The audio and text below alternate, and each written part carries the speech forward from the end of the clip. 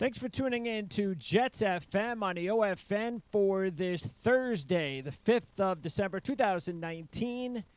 And Jets FM is brought to you by ourlads.com, providing the best New York Jets depth charts in the industry. So, Jan, Jets lose, and as usual, all hell breaks loose. I got to, once again, I can't believe that I'm going to send props to Mr. Costello for writing in one of his articles this week and mentioning how there was a couple of things that he mentioned in the article.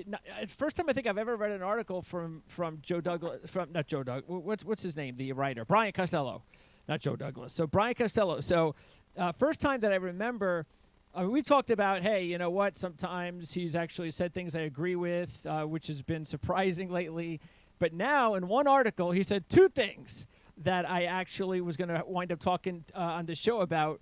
So props out to Brian Costello, because he talked about how way overboard everybody was getting on the run-pass ratio situation, which I'm glad that he wrote about it. We'll talk about it, but I'm glad somebody else had the common sense to explain exactly how ridiculous that was. And then how the league is a reactionary league, that the Jets win 3 games in a row, and the team is a very improved team, and everything's nice. And the Jets lose 1 game, and the coach sucks, the team sucks, and everything sucks.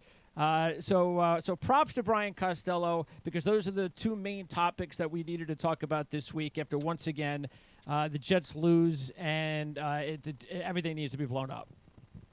I think it's more so how they lost rather than they lost. So let's say they lost 24-23, for example, on a last-minute field goal, or something happened late and they didn't win. It's another thing to not get in the red zone for the entire game, take several really bad penalties on the offensive line, have the defense have an inability to get off the field on 3rd down, and then you add in the utilization of certain players as well, and all those combine together to make the fan base and a lot of us upset in terms of what happened. Now, well, going into the game, look, I know some people talked about it as a trap game, or that game and the following game a trap game, because we talked looking forward to the Ravens and maybe being 6-7. And yes, it is a reactionary league. It's always been a reactionary league. It always will be a reactionary league. You win 3 games in a row, you're riding high, right? And each game, if you think about it as a baseball season, each game is almost like a 10-game increment in baseball. So it takes on a higher purpose. It hasn't always been like this, though, Jan. It's 5 or 10 years ago, if you lost a game, you didn't call for the coach's head. True. Okay. But in the advent of social media and the instantaneous gratification that we've seen, absolutely. But when you lose a game, the manner in which they lost, and they looked bad losing this game, Greg. I don't think anybody can say there. Right, let me ask you a question. If you put these 2 teams down with Andy Dalton as a starting quarterback, and you put the rosters that played on Sunday on paper, Jets that much better than the Bengals? I don't think they're that much better. Okay, that's the point. But I think also remember, you also have to factor in the manner in which the Jets came into the game, the role in which they came in. And there's nothing wrong with the fans being disappointed. There's a big difference between being disappointed and being a true, loyal fan. There's a big difference between it, because today there's too many guys who proclaim they're loyal fans. No, the word loyal. Okay, that's the definition of a loyal fan is somebody that will be with their team through good times and bad. And I'm not saying that you have to kiss the team's ass. I'm not saying that you have to, no matter what the coach does, I'm sticking up for him. No matter what the quarterback does, I'm sticking up for him. No matter how many stupid moves the GM makes, I'm going to stick up for him. I'm not talking about that. These guys, Douglas, Gaze, these guys haven't been together for a full season, and everybody wants to fire the coach and kill the team and blow everything up. It's just, come on. It's way overboard. Well, I think the disappointment comes in seeing some of the same mistakes we saw earlier in the year, right? And so, to my opinion, I agree. The biggest failure was the offensive line. Oh, you yeah, can't absolutely. take that many penalties. Killed him. Beecham did not have a good game. No, that was his worst game. That got him into possession. Mm-hmm. Bad play, right? And then, like 3 plays later, the pass to the kind of wide receiver screen, which I'll put partly on Darnold because he threw the ball a bit high, throwing off the timing. You look down the sideline, he gets one block, there's nobody there. Nobody there. Sure. And the offensive lineman didn't get to make the block, and then there was Yep. another penalty. So you can't, when you see the same mistakes being made again and again after seemingly remediating them, that's when you start to ratchet up the annoyance level. And I think that's what kind of happened because, they go down the field and boom, boom, boom, get a field going, thinking, okay, easy peasy, lemon squeezy, we're right back at it. Yeah, but And then that they did actually, nothing. I think on that field goal drive, there were actually the early signs. Yep, there Because was no we had question. Bell dropping the pass, which he never does. We had Right, you had Berrios Anderson- dropping you the had pass. Anderson also. You had Well, Anderson that dropping a no, touchdown pass. that's Darnold. Yeah, ball still should've been Anderson caught. was wide open. Well, oh, no question. Darnold I had made think him come Darnold- back for the ball. Correct, but he still should have caught the ball. And that's the second deep pass Darnold threw in the game that should have resulted or could very well have resulted in touchdowns. Because the Demaryius Thomas one, Yep, all he he had had to him do up is well. well, if he puts it Thomas slowed up on that play also. If yeah, you but watch it. but if it puts it, I don't know. All right. Bottom line is they got, again. This is the whole point about talent. You got to get guys, but Darnold does have to improve his deep ball accuracy. There's just no doubt about that. Agreed, and then I think on the flip side, because Jamal Adams getting hurt in the first quarter. I had an know impact that figures. because- Yeah. right. And I was then also- wondering where he was all game, and then it took me to the end of the game to find out. And I was like, okay, that's the reason, because it was like, where the hell was he all game? and also their inability to get off the field. I mean, once they switch from Finley to Dalton, one of the concerns is the talent gap between the two quarterbacks. As much as Cincinnati doesn't like Dalton, it's huge. was narrowed substantially compared to where they were, and that was a concerning factor going in. And then one of the stats I heard before the game is the Bengals defense had 6 sacks the last 2 games and it generated a lot of pressure. Oh yeah, absolutely. And yeah. that made me concerned about the offensive line. But I thought even with all that, as I told you, I really thought Darnold was going to have a big game. And I started in my fantasy league, which turned out to be a really bad decision because he really did a whole lot of nothing that game. Stats were okay, but no red zone possessions, no touchdowns, fortunately no turnovers. But the team as a whole was, in my opinion, came out flat, very flat in this game. I and think part of that could be on what happened during the game, right? And that's kind of expected, right? If you look that bad, your automatic sometimes knee-jerk reaction is, oh, they came out flat or they overlooked them. I don't think anybody overlooked Cincy. No. I just think they just didn't play well, period. Yeah, that's where I go. I think that when you have a team that is not as good as their 3-game winning streak was leading us to believe in a little way, especially because we were playing a winless team. It's not like we were playing a winning team and we lost.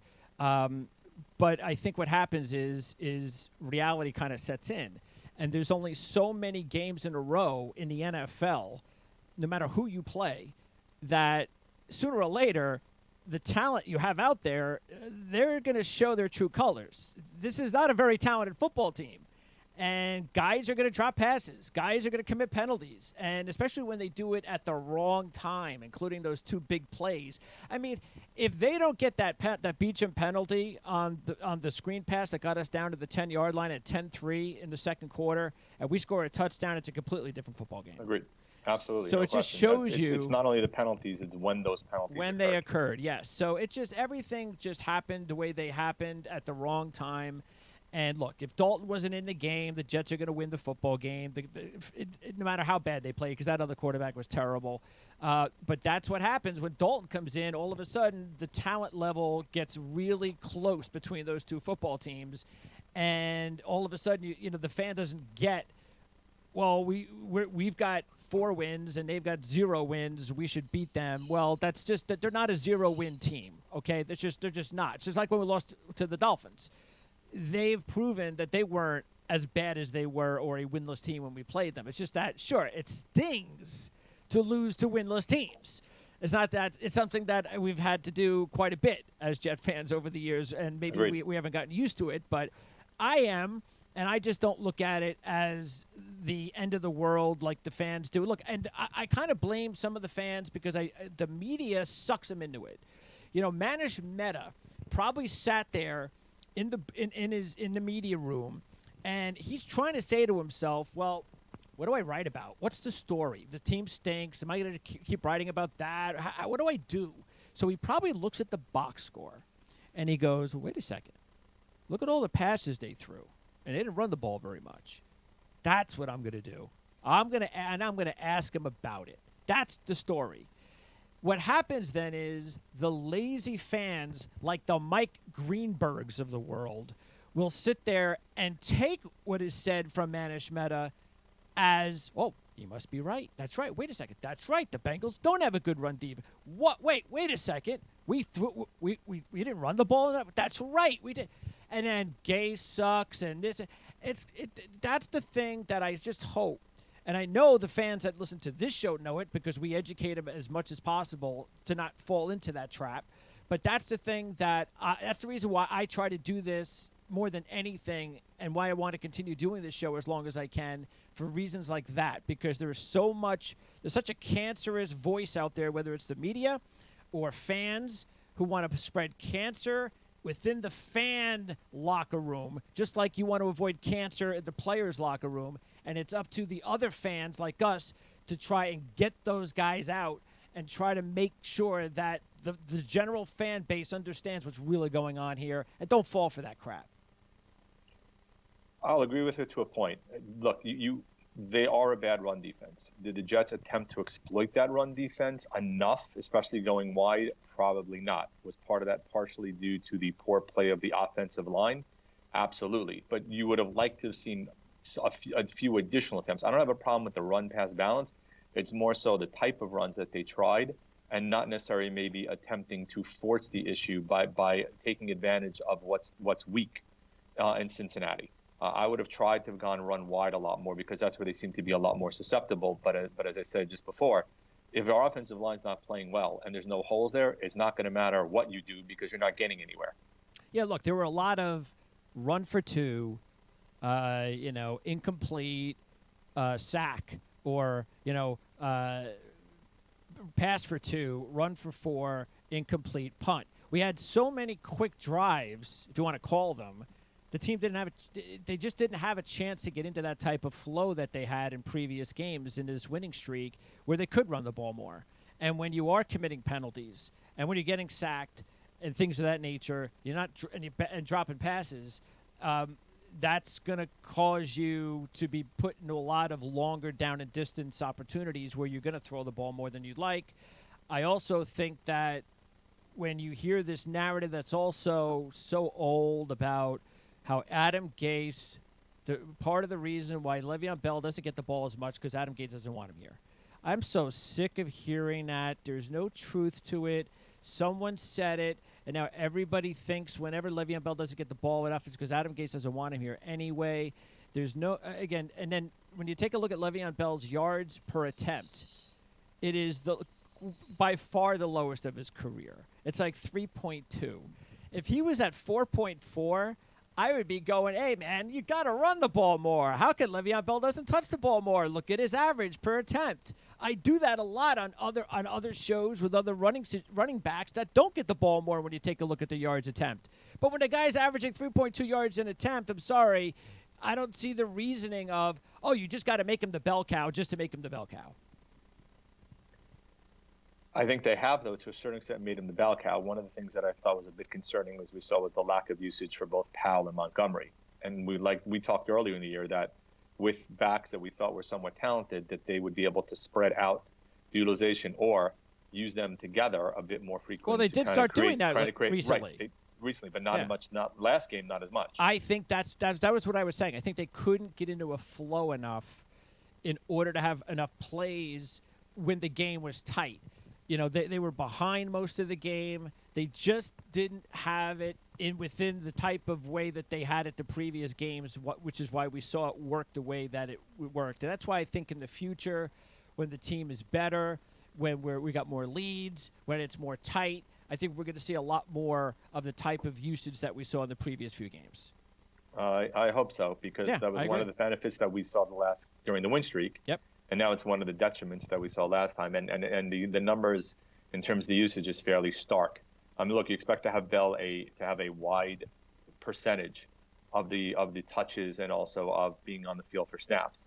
The number that's so few for both Powell and Montgomery, especially Montgomery, is the piece that's a bit surprising, because both of us thought when they signed him, while he wasn't elite, he was a shot to be one of those guys you can utilize on the pass game and the run game. You can kind of make the defense shift in terms of their focus. You can get him in mismatches. You can do the same with Powell, and we didn't see a whole lot of it. It could have been, the game in itself, in terms of the flow, that dictated that. But it was a little disappointing, especially to see Sunday, where maybe early on you could have attempted to create some mismatches. They didn't do that, and we saw what the end result was. Yeah, that's why you got to give these guys time, and why next year by mid-season, if things aren't going the way you want, or if things are the same and we have better players and players are healthy, then we can talk about, you know what, this for some reason isn't working out. You know, you've got the players you want, etc. You've got the experience you want. There's no excuses. What's going on here? Because I agree. By this time next year, I expect there to be, okay, a lot of key players, the quarterback, the running back, and so forth. A lot of the guys that are here have been through a full season and a half or so as far as understanding the system. And with better players also comes more production. So, and I believe that's going to happen. And we have to. I mean, Joe Douglas is Cannizzaro. No, actually, it was in the same article. I believe it was Costello who actually wrote the article, titled it wrong in my mind, which was Douglas has more work to do than maybe he thought. Well, I see that to me that was a wrong title because, well, what did you think after they won 3 in a row that there wasn't going to be a big change here? I mean, there was always going to be a big change here in personnel. There's a lot of work that Joe Douglas needs to do, and had nothing to do with the 3-game winning streak, and it has nothing to do with the Bengal loss. We've known it all season long, especially when the injuries started to occur early in the season, and that's why you have to be calm. You have to give Gase and Douglas one off season together. Can you just give them one off season and one draft together? These guys should actually deserve 2 more full years because they never got an opportunity to draft together in the first place. But I know how it's going to be next year, so I'm willing to give them 1 more year to say give them 1 year together in the draft and the philosophy and so forth. And by this time next year, I would anticipate, as long as everybody, the key players are healthy, that we're going to be the type of team that we could be the next Buffalo Bills. Because look at how good we played week 1 as a reasonably healthy team when we played the Buffalo Bills. And now look where the Buffalo Bills are today, and look where we are. So I know we can be where the Buffalo Bills are this time next year, health-wise, and if everything were to go well. I think they've got the right people, but that's me, and I know most of the fans, or a lot of fans out there, not very confident right now. Well, if you're going to follow the Bills model, the one thing I'd like to see them do is do what Buffalo did and add 6 offensive linemen and make that a focus, especially in the draft. And that's something that we hoped Osemele was going to be the guy. We were concerned a bit because of the injury history and what happened last year. Proved to be right. They brought in Khalil. We liked it because we thought he was an upgrade over Harrison. I mentioned that, Pro Football Focus's advanced metrics weren't particularly good. We were hoping that maybe it was just a reflection of just the year he had, and maybe it wasn't an indication of the full decline. Turns out it certainly was, because he wasn't particularly good, and Harrison outplayed him. We haven't seen good offensive line play. Beachum's probably been the best of them all, but as we saw Sunday, he was pretty horrific Sunday, and I wouldn't say he was the main culprit, but a large portion of being the main culprit of the issues that they had. So if there is a focus, you and I talked about it a lot. 1 is that, and 2 is getting somebody who's a dominant edge pass rusher, which is something that the team has lacked for years and years and years. Yeah, that is always going to be the hardest part because when they're out there, they're usually only one of them every draft, and unless you get top 5, which the Jets aren't going to have, Chase Young is not going to be available, and the Jets are going to have to figure out another way. Look, we talked about it with the kid who went from Denver to Tampa Bay. Yep. He was available, but Jets didn't want him, and that's the thing. Now he's going to break the bank. Yeah, so you've got to be smart enough to pick up these players that may not get a chance with other teams, and then you bring him over, and he becomes the type of star that we thought he had in him.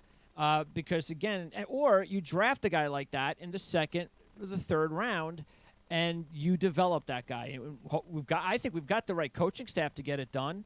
Now we just got to make sure that Douglas is the right guy to pick those players. And, of course, we've got the right defensive coordinator to coach them up.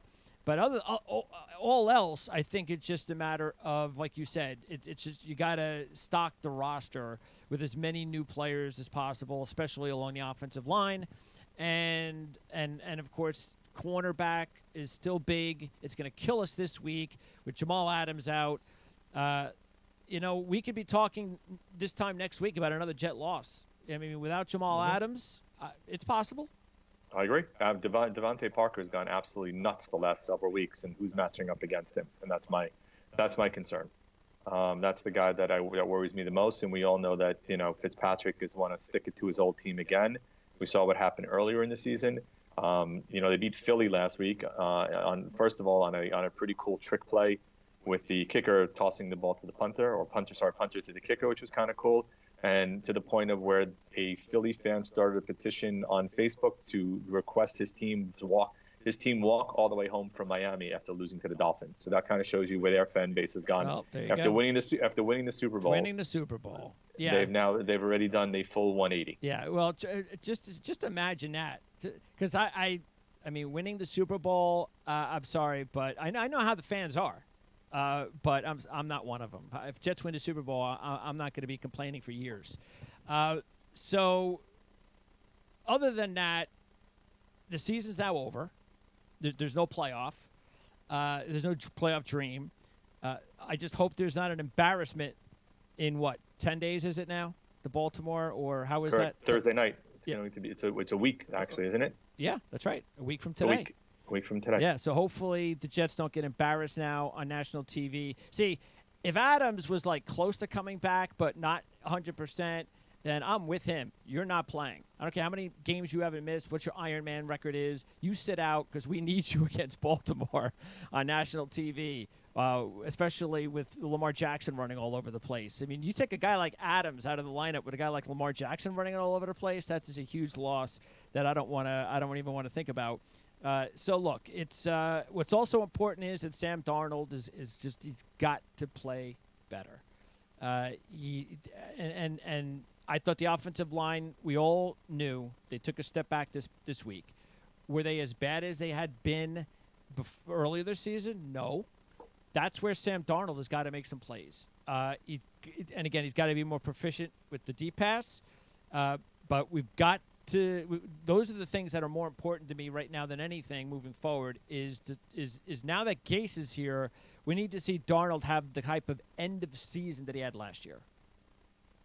That would be nice because it would alleviate the questions coming into the offseason, which we know if he struggles, that's going to be first and foremost on a lot of people's minds, and a lot of the columnists will be writing how much Darnold struggled down the stretch or struggled this season, and is he still the right guy to be the Jets quarterback? So you'd like to eliminate those kind of questions going into the offseason, regardless of whether or not we believe they're accurate or not. But once they're out there, you know that people are going to pick up on it. So him having a strong finish to the season will hopefully remediate a lot of those questions and eliminate them from being posed this offseason, allowing the team to focus on the more pressing matters that we've discussed, the offensive line, improving the wide receivers, improving the defensive line, getting more depth in the backfield. All those things should be first and foremost and much more prominent than worrying about if Sam Darnold is the right guy to lead us. Yeah, and more big games in college football this week. So there are going to be some key players that are playing this week that you definitely want to keep your eye on. That will definitely be on the wish list for the Jets. I will tell you right now, from the homework that I've already done, I just don't think that there's an offensive lineman out there that I would be comfortable taking in the top 10 this year. It's not one of those drafts. So unless the Jets are going to target the offensive lineman by trading down, free agency, draft picks in the middle rounds, that kind of thing, if the Jets hold on to a top 10 pick in the draft, I just don't think offensive lineman is going to be a part of it. So then you're going to have to take a look at things like cornerback, and that's why you want to keep your eye on the kid from Ohio State. And then, again, whether or not we can find a diamond in the rough pass rusher or not, this is a good time of year to watch the best of the best in college football to find out who's going to be available in the draft. Agreed. I mean, this is time where you start hearing the names that they could be interested in, start figuring out which tiers players fall into. I know not necessarily drafting for need, because given where they are, there should be several players that fill an individual need. And the hope is you can fill some of the other ones in free agency. But the offensive line, in my opinion, has to be focused. Maybe not first round, depending on how high they are, but it's got to be a focus. I mean, and we discussed a couple of years ago, right? You know, when they ended up taking Leonard Williams, Brandon Schreff was the guy who was there. And that's the guy we both wanted. And look what happened by missing out on a pick, right? And you had Quentin Nelson. They moved up to get him. There's another guy. So there are guys who are, I wouldn't say generational players, but elite players on the offensive line who would make a material difference. Those are two of them over the last 5-6 years of drafting that would have made a big difference for the Jets that they missed out on. So identifying and finding and drafting that guy's got to be priority one, dependent on obviously who else is there based upon the other needs that exist. You see, that's the thing as we close out here. That's the thing that I have to kind of keep reminding Jet fans about is their frustration is about frustration of what are we on now? How many years of not making the playoffs? I don't remember anymore. Yeah, almost. I've lost track. Yeah, okay, so we're getting to like a decade or something. So it's been that long. That's where they're up. That's where it comes from. What they've got to try and realize is the Woody and Chris Johnson. They are not selling the football team, so that's your owner. So you can't just say let's get rid of the owner. They're not going anywhere. Okay. Then when it trickles down to GM and head coach, they're not going anywhere either. They're there for they're going to go to the draft this year for the first time together. So you've got to be able to try to understand that I understand the frustration that's built up after all these years, but that's not Joe Douglas or Adam Gase's fault, and especially Joe Douglas. It's not his fault that the previous GMs and the people that have scouted players for this football team have failed more than they've succeeded. And that's what these guys, they've got to be given a shot. And Douglas is a former offensive lineman, so I feel pretty good about the fact that he's going to be handling our draft and our personnel decisions this offseason, knowing the offensive line is atop of the list. You would hope, given his experience, that he'd be one that knows what makes a good offensive lineman and identifies the kind of need. I mean, Philly had a good offensive line. One of the things that helped them, especially in the New England game, to win the title. So and now it's not good because they've been banged up, and look how bad they are. Correct. Right. So clearly that position is a huge need, and you have a guy who played the position, who knows what good is, and hopefully can identify the right players to bring in to uplift the talent that's so desperately needed there. Yeah, because that's a perfect example. They have tons of injuries at receiver, offensive line. Carson Wentz can't do anything back there. And so everybody wants to blame Carson Wentz or Peterson or the GM. It's like these are the same guys that had all these wins and all the success until Wentz got hurt and Foles took them to the Super Bowl. It hasn't changed. These guys are still smart. These players are still good. But when you lose players because of injury, this is what happens, and that's kind of what's happened to us on a much smaller extent because we were never a Super Bowl team this year. Okay, Jan, appreciate it. We'll talk next week after the Dolphin game, and considering the Ravens are a week away, it's very important the Jets get a win so this thing doesn't get ugly for several more weeks. Agreed. All right, we'll talk to you later. Jan, appreciate it, and we'll talk to you next week here on Jets FM. Sounds good.